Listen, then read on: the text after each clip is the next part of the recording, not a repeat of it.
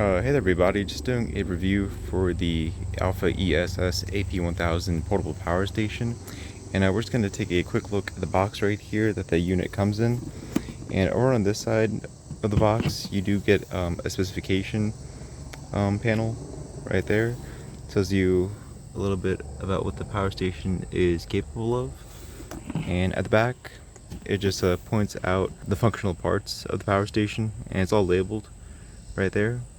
And over on this side it just tells you what's included in the box. If you want to take a look at what's in the box, we're gonna go over it right here. So you get a AC charging cable, a USB-C to USB charging cable, and also a car charging cable right here. And you also get the user manual and a 12-month warranty card as well. So let's go ahead and take a closer look at the power station itself. Alright, so taking a closer look at the AlphaESS AP1000 portable power station, the unit does have a 1036 watt-hour power capacity, along with a 1000 watt Pure Sine Wave continuous power output. And so the unit does have a 13.5 inch by 10 inch by 10.5 inch size, and it weighs 25 pounds. So it's pretty heavy. Well, it's a decent weight actually.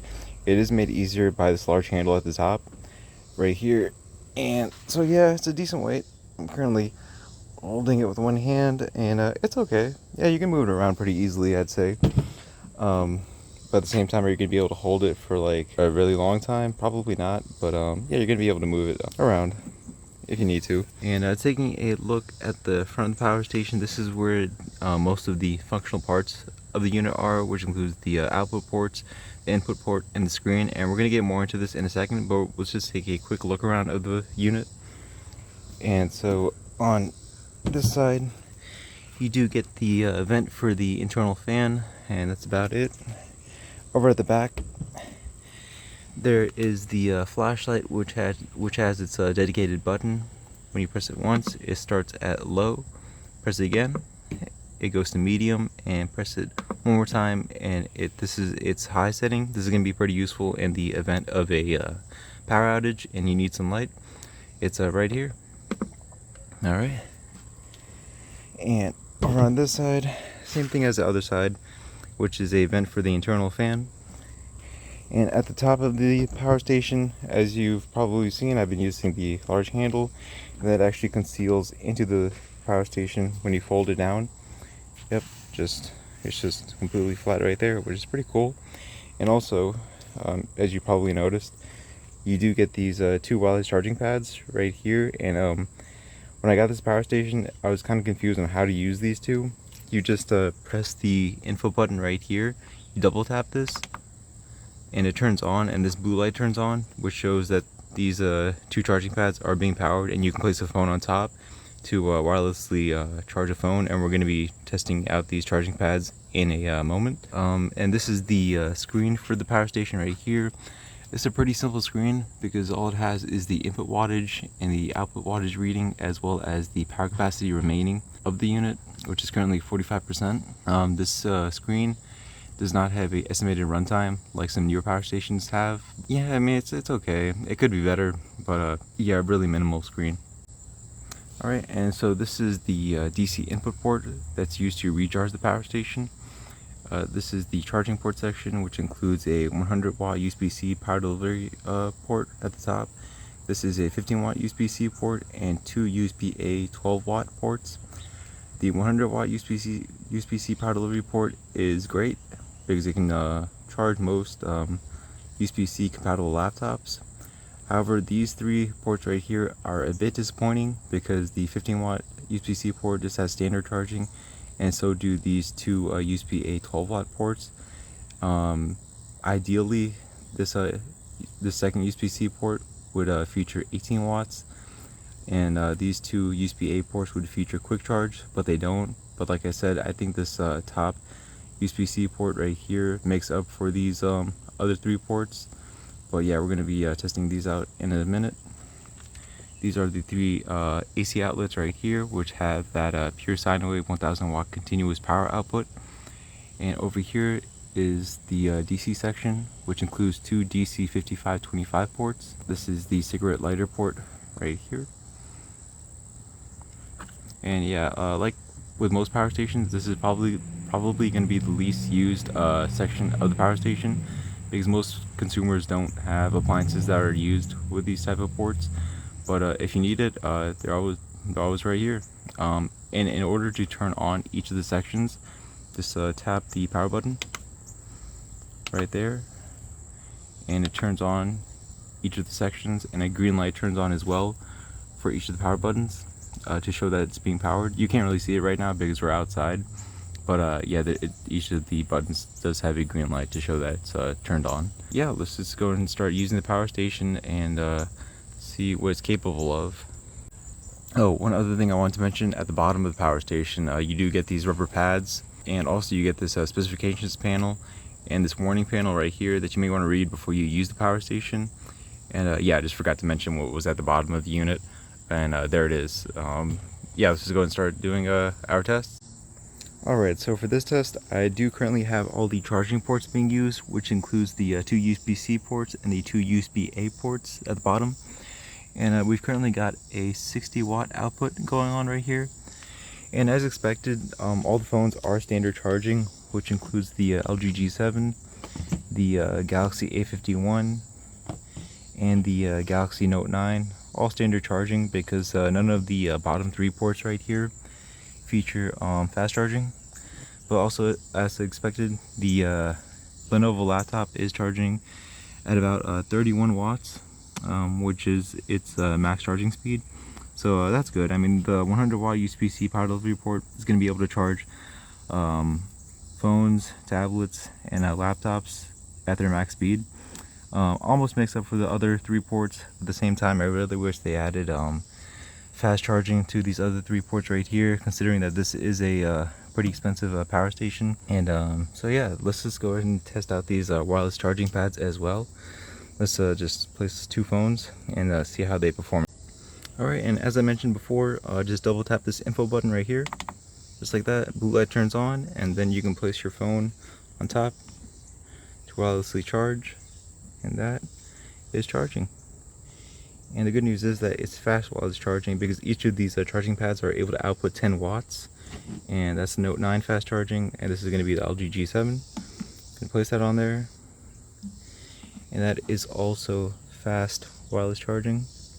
So yeah, 2 phones being able to fast wireless charge at the same time, which is not too bad. These 2 charging pads also almost make up for the lack of fast charging from these other ports, which is pretty good.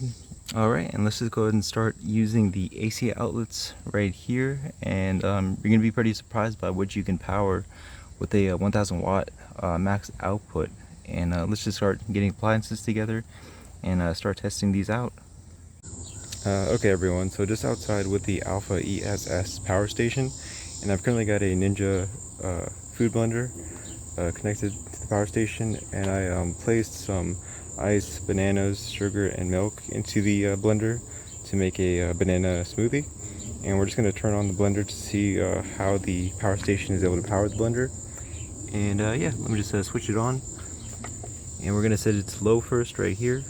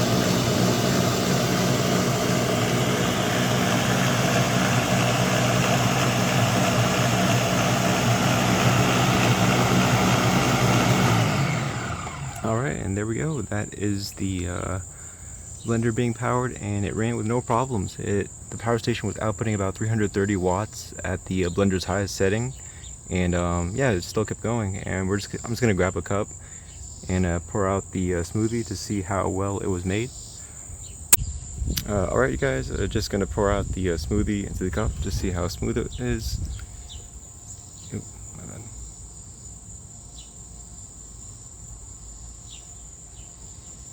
And yeah, looks perfectly fine to me. Looks like it did miss a bit of a banana right there, but that's alright. And it performed the same as it would in a regular household outlet. And yeah, if you wanted to use a blender with the AlphaESS Power Station, you can do so. Ran at optimal performance in this case. So yeah, let's move on to the next test.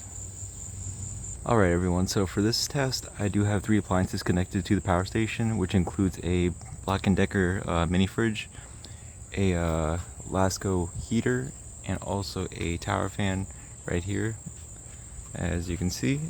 And so I do have the mini fridge turned on right now, and the output is currently 84 watts.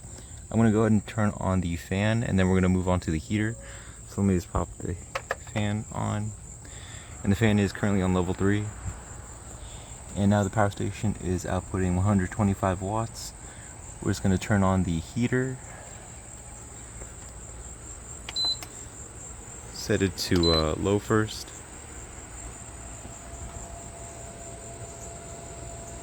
Alright, and the wattage output is increasing drastically.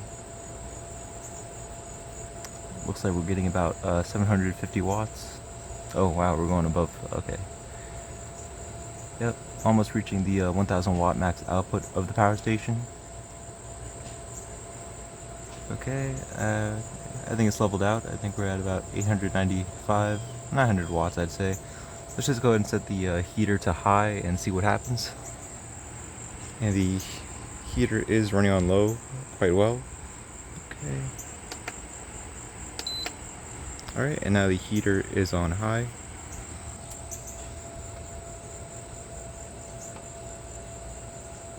Alright, and looks like the power station is maxing out at about 1050 watts.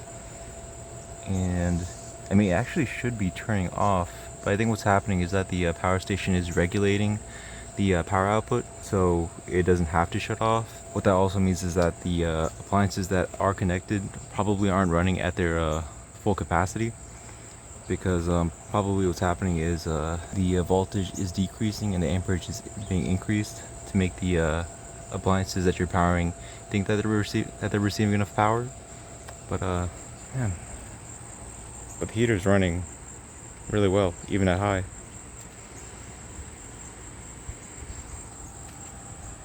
So is the fan. Alright, that is pretty awesome. But I will say, with a 1050 watt output, you're going to only be able to use this power station for about 1 hour or less. But that's pretty incredible. Being able to power a heater, a fan, and a mini fridge all at the same time. And the heater's at high. Alright, let's move on to our next test. This was a pretty cool test. Alright everybody, so I do have a heat gun connected to the power station, and we're just going to turn it on to see how it performs, because it is a high wattage appliance. Yeah, just going to pop it on right here. Set it to low first. Oh, wait. AC outlets are not on. There we go. Alright.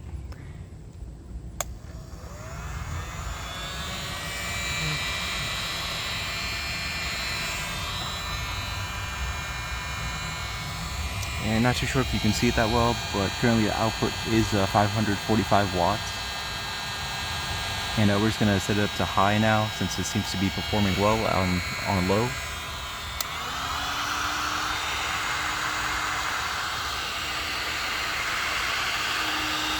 Alright, not too sure if you can see that again, 1050 watts, and still going strong.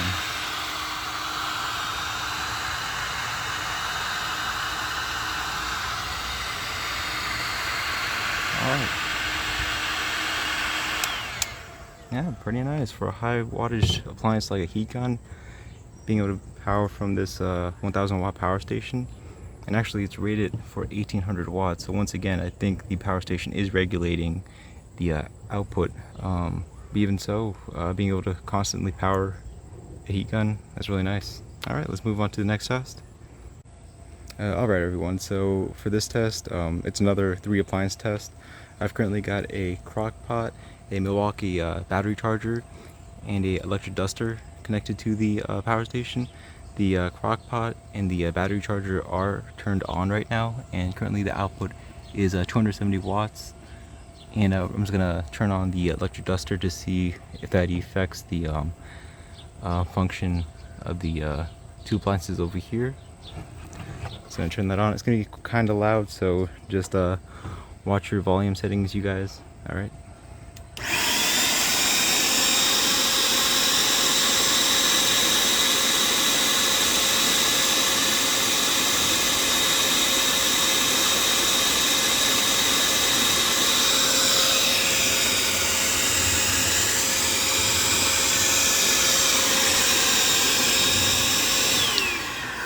And there we go, 680 watts in total, even with the electric duster powered on, and the battery charger and the crock pot functioned like normal. And yeah, pretty cool. It's pretty lightweight for the power station, considering it has a 1000 watt output. Alright, and let's head on inside to test out a Samsung TV, see how well that is able to power from the power station. Alright everybody, so just testing out the power station with a 55-inch Samsung 4K OLED TV. And I've currently got She-Hulk playing on the TV, and yeah, it's functioning perfectly fine as it would from a regular household outlet. And the output from the power station does fluctuate quite a bit depending on what's on the TV screen. Sometimes you're going to be getting 100 watts, 200 watts, even 300 watts, but it's all dependent on what's playing on the screen. And because of that, I think you're going to be averaging at about 100 watts, 150 watts maybe. And because of that, you're going to be able to use the power station continuously with a TV of this size for about probably 10 hours, I'd say. And even so, you can still use 2 other outlets and charge devices while you're watching TV using the power station. And yeah, pretty great. Not bad at all. Alright everyone, so just testing out the recharging for the power station using the AC charger right here, and we're currently getting an input of 180 watts, which can get the power station from 0 to 100% in about 6 hours. That's a decent recharge rate, but the best part about this power station recharge time is that you can actually use the 100 watt USB-C power delivery port right here as an input port to recharge the power station. And so what I've got right here is a 100 watt U-Green power delivery wall charger and the included cable with the power station. I'm going to plug it in right here. The only thing about the USB-C input is that I wish they made it more known that you can use this 100 watt USB-C port as an input port. But yeah, as you can see, the input is increasing in speed. And also, I just wanted to mention real quick is that the car charger can recharge the power station at about 80 watts. And if you look down in the description below, you'll find a link to the review article that I wrote. And you can see that the car charger does recharge the power station at 80 watts, which is a decent charge time if you're like on a road trip and you need to charge the unit in your car while you're driving. So yeah, that's available with the power station. And yeah, so with this dual charging setup, you get 270 watts recharge speed, and this can actually get the power station to full power from 0 to 100 in about 4 hours, which is a lot better than 6 hours. But like I said, you're gonna have to provide your own 100 watt USB-C power delivery wall charger, and you got to make sure it's 100 watts to make sure that you're making the most of that USB-C input port right there. And it's an output port as well, like we used before. And also I wanted to test out the pass-through charging capabilities of this power station too. So I've got a heat gun right here connected to the unit while it's recharging. And we're just going to turn it on to see what happens, to see if the pass-through charging does work. Okay.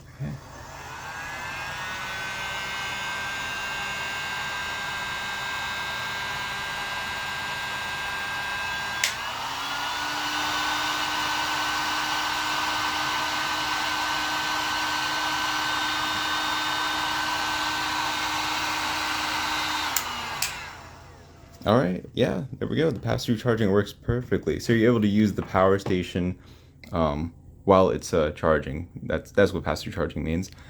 I'm not sure if I just said that or not, but anyways, yeah, that worked well. And what we're gonna do now is we're gonna head outside to test out the AlphaESS SP200 solar panel to recharge the power station, see how that performs. And I'm also gonna make a dedicated review for the SP200 solar panel a little later on. But yeah, let's just head on outside to test out how the solar panel is able to recharge the power station.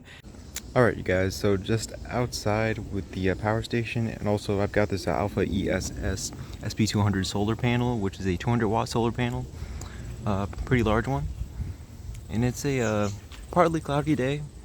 It's an alright day to recharge the power station, and we're currently getting about 120 watts.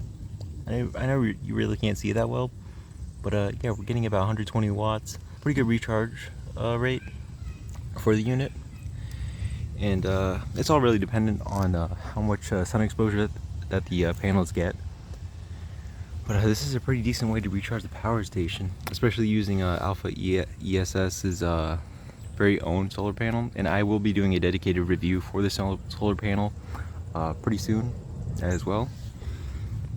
Yeah, we're getting about 118 watts, a constant 118 watts, considering that this is all coming from the sun.